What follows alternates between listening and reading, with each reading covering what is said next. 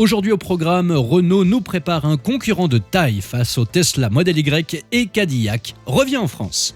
Bienvenue à tous sur la chaîne Octane. Retrouvez une nouvelle vidéo tous les jours résumant l'actu automobile. Alors n'oubliez pas de vous abonner pour ne rien louper. Attention, surprise, Renault nous prépare un SUV. Deuxième surprise, il sera électrique.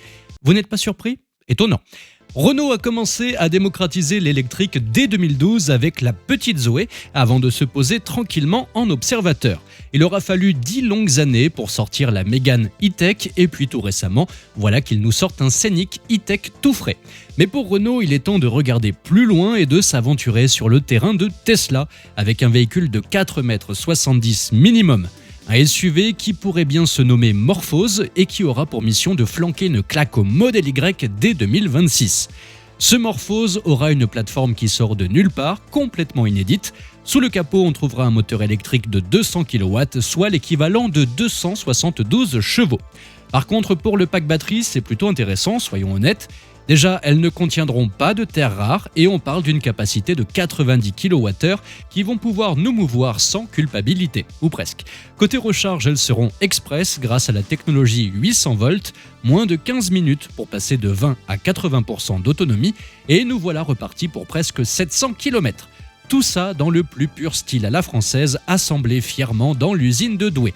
On remarque donc que Renault va devenir un constructeur 100% SUV, si on met de côté le retour de la R5, et qu'il tente encore de venir sur le secteur du luxe. On se souvient tous de la Vantage, de la Velsatis, de la Talisman, et j'en oublie sûrement tellement elle n'avait que peu d'intérêt, enfin surtout la Talisman. Mais bon, on a tous droit à une seconde chance, enfin une quatrième.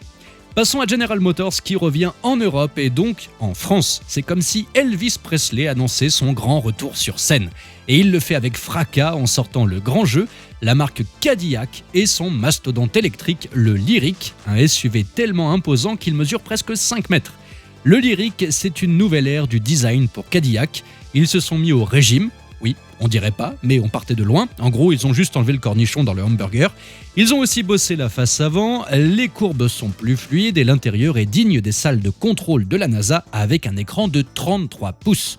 Ce Lyriq sera disponible en 2 ou 4 roues motrices avec une batterie de 100 kWh pour une autonomie de 500 km.